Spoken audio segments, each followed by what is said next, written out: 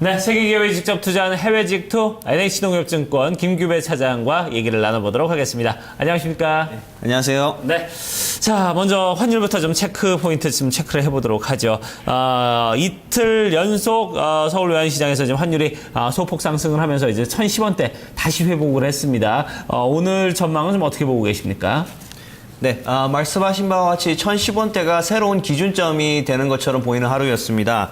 어제 서울 외환시장에서 원달러 환율이 전일 대비 1.6원 오른 1,010원.50에 거래를 마쳤습니다. 방금 말씀드린 바와 같이 1,010원 선을 기준으로 위아래로 소폭 등락하는 모습을 보였는데요. 어떤 뚜렷한 그런 포지션 플레이는 나오지 않는 듯한 그런 장중 흐름을 계속 이어가고 있다고 합니다. 오늘도 외환딜러분들이 예상하는 원달러 환율 레인지는 1,007원에서 1,013원 사이에서 등락을 거듭할 것으로 보이고 있는데요. 곧 있을 그 최경환 후보자의 인사청문회를 앞두고 환율 발언에 주목을 하고 있습니다만 어떤 특별한 발언이 나오지는 않을 것으로 예상을 하고 있습니다. 따라서 그 등락폭이 많지는 않은 가운데 1,010원 선에서 등락을 거듭하는 분위기가 오늘 하루도 이어질 것으로 예상이 되고 있습니다. 네. 간밤에 미국 증시가 오랜만에 다시금 문을 열었습니다. 어떤 부분 눈에 띄셨나요? 네, 뉴욕 증시가 독립기념일 이후 연휴 이후에 첫 거래일을 시작을 했었는데요. 하락으로 마감을 하였습니다. 다우지수가 0.26% 하락한 17,024를 기록해서 간신히 17,000선은 유지를 하였습니다. 반면에 나스닥은 굉장히 그 투자 심리가 악화된 관계로 0.77% 하락한 4,451로 거래를 마감하였고요. 대형주 중심의 S&P 500 지수는 0.39% 하락한 1977.65로 거래를 마쳤습니다. 이날 특별한 지표 발표가 없는 가운데 시장에서는 사상 최고 랠리에 대한 차익 실현과 경계 매물이 계속해서 출회된 것이 하락세를 부추겼습니다. 또한 시장에서는 내일부터 있을 알코아부터 시작되는 기업들의 실적 발표와 9일날 연방준비제도의 6월 의사록 공개 등에 대해서 예의주시하는 그런 모습을 보이고 있습니다. 특히 2분기 실적과 연준의 통화정책이 앞으로 사상 최고 랠리를 지속할 수 있을지 그 촉각을 곤두세우고 있는데요. 제가 개인적인 생각으로는 S&P가 2,000선을 돌파를 할 수 있을지가 가장 궁금하게 여겨지는 그런 대목입니다. 강세장이 계속된다면 2,000포인트를 돌파를 할 수 있을 걸로 보이고 있지만 관건은 역시 기업 실적에 달려 있는 것으로 보여지고 있습니다. 한편 시장에서는 그 S&P 500의 목표치를 1,500에서 2,000포인트 정도로 상향했다는 것은 투자자들이 지속 가능한 성장을 계속 꿈을 꾸고 있는 것이다 이렇게 지금 보고 있고요. 여기에 대한 답은 결국 기업들의 실적이 말해주지 않을까 이렇게 예상이 되고 있습니다. 따라서 오늘 저녁에 있을 미국 증시의 그 알코아의 실적 발표가 그 어느 때보다 중요하게 보이는 대목이 아닐 수 없습니다. 네. 자, 그럼 간밤에는 좀 어떤 업종들이 좀 눈에 띄는 모습을 보여줬나요? 네. 어제 간밤에 S&P 500 종목을 다 한 번씩 훑어봤는데요.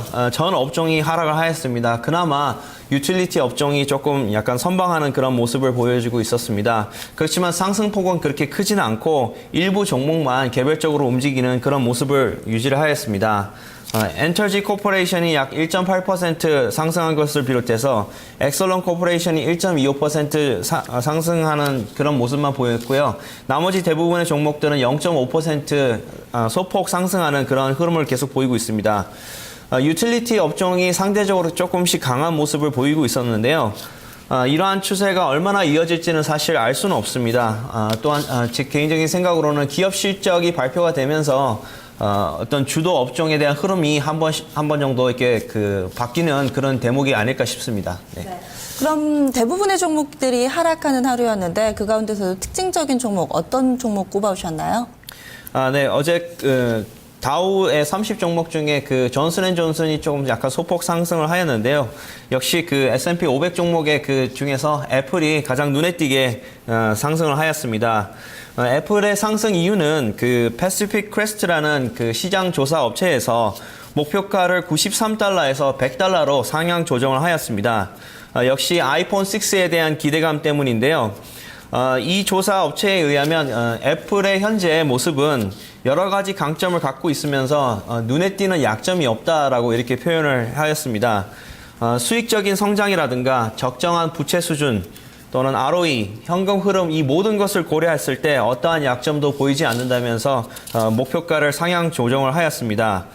특히 이 회사의 그 애널리스트인 하그브레이스는 아이폰 6의 매출을 3,600만 달러 정도로 예상을 하면서 여전히 아이폰에 대한 고객들의 충성도는 굳건한 그런 모습이라고 하였습니다.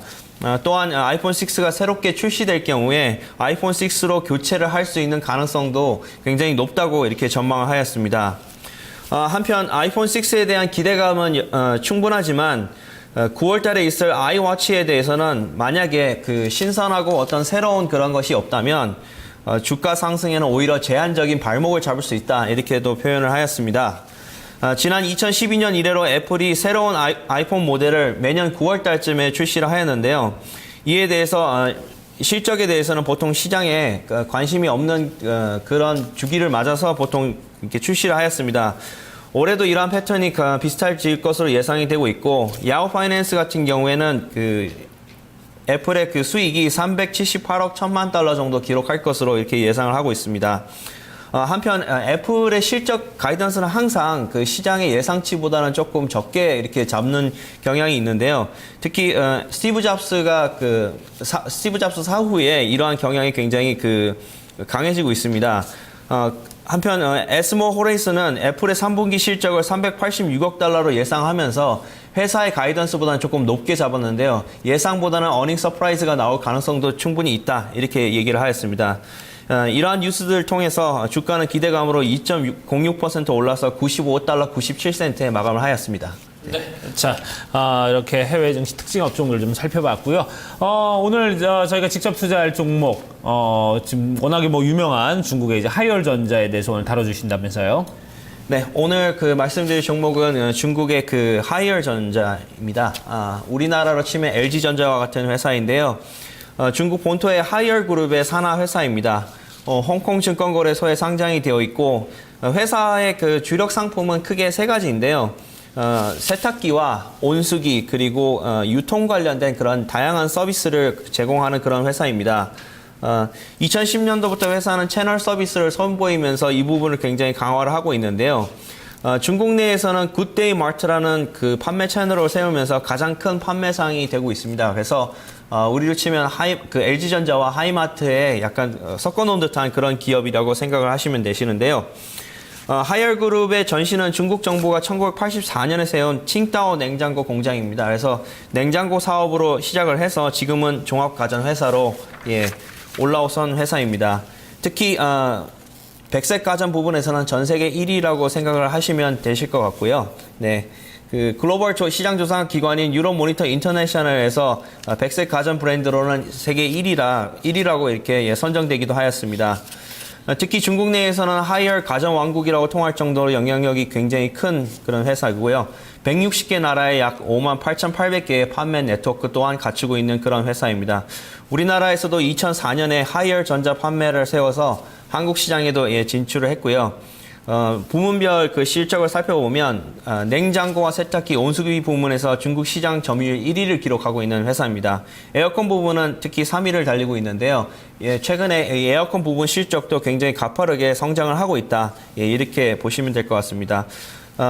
또한 이 회사의 최고 경영자인 장 루이민은 중국의 잭 웰치로 불릴 정도로 굉장히 혁신적인 그런 인물로 중국인 경영자로는 최초로 하버드대 MBA 강단에 섰던 인물이기도 합니다. 네. 이 종목에 대한 전반적인 좀 개괄적으로 시장 업계에서 차지하는 비중이라든지 아니면 위상 이런 것들에 대한 설명을 해주셨는데, 그렇다면 구체적으로 추천해 주시는 건 뭘까요? 네, 아무래도 중국의 계속해서 내수 시장 중에 백색 가전에 대한 수요는 꾸준하게 증가될 것이 가장 큰 이유이기도 한데요. 최근에 2013년도 때는 이 백색 가전의 공급 과잉 우려 때문에 계속해서 주가가 그렇게 좋지 않은 그런 모습을 보이고 있었습니다. 지난 최고점인 24 홍콩 달러를 기록한 이후에 계속해서 중국의 경제 상황이 그렇게 좋지 않다 해서 계속 하락세를 보였었는데요. 최근 한 달 동안에는 다시 V자형으로 급상승하는 그런 모습을 보이고 있습니다. 우선 이 회사의 가장 큰 포인트를 보신다면 유통과 관련돼서는 굉장히 강점을 갖고 있습니다. 즉 오프라인에 굉장히 강점을 갖고 있는 유통망을 갖고 있는데요. 최근에 전자상거래 회사인 알리바바와 합작 효과가 조금씩 나오고 있다고 이렇게 보여지고 있습니다. 특히 여러 번 방송에서 말씀드린 것처럼 중국 전자상거래 시장 규모가 계속해서 성장을 해서 향후에 약 601조 원까지 이렇게 늘어날 것으로 보여지고 있는데요. 최근에 알리바바의 전자상거래인 티모를 통해서 매출이 계속해서 늘고 있다라는 좋은 소식이 일단은 있습니다. 그리고 두 번째로 작년에 하이얼그룹이 직원의 18%를 감원하는 구조조정을 단행했었는데요. 올해도 2014년에도 6월달 소식에 의하면 약 10,000명의 조업원들을 추가로 구조조정을 진행을 한다고 합니다. 회사는 인터넷 인구가 빠르게 늘면서 새로운 시장이 조성이 되고 있다고 발표를 하였고요. 특히 인터넷 시대 때는 고객과 회사 간의 거리가 좁혀짐으로써 더 이상 중간계층의 노동력을 필요로 하지 않기 때문에 공장 자동화가 더 빨리 이루어지고 있어서 불필요한 인력에 대해서는 선제적으로 구조조정을 한다는 소식이었습니다. 그리고 마지막으로 가장 눈여겨봐야 되는 부분은 중국의 스마트홈 시장의 장기적 성장인데요. 사실 뭐 우리나라를 비롯해서 전 세계적으로 스마트홈이 계속해서 핫 이슈가 되고 있습니다. 특히 스마트홈을 우리가 구상을 한다면 스마트홈의 가장 본질적인 것은 역시 스마트 가전이 아닐까 싶습니다.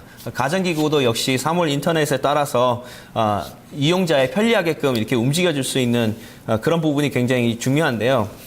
하이얼 전자가 바로 이런 제조 경험과 앞으로의 그 제조 개발력이 있는 그런 회사라고 평가가 됩니다. 이 두 가지 능력을 다 같이 보유를 하고 있어서 앞으로 스마트홈 시대의 가장 큰 수혜주가 아닐까 싶고요. 마지막으로는 스마트홈 사업은 제가 생각할 때는 중국에서는 정부 주도로 이루어질 가능성이 굉장히 큽니다. 그 이유는 그 스마트홈 사업이 건설이라든가 가전 그리고 부동산 업계가 한꺼번에 맞물리는 그런 경기 부양책 효과가 있습니다. 따라서 계속해서 중국의 그 미니 경기 부양책으로서 스마트홈 사업을 굉장히 강화할 것으로 보여지고 있는데요. 아무래도 중국 정부가 시장의 군소업체들한테는 이러한 역할을 맡기기는 굉장히 어려울 것 같습니다. 그래서 대형 회사인 그 하이얼 전자에 굉장히 그 큰 포션을 주지 않을까 이렇게 보고 있습니다. 한편 주주 구성을 살펴봤더니 역시 그 칭따오 하이얼 그 본사에서 약 12.56% 대주주 지분을 갖고 있고요.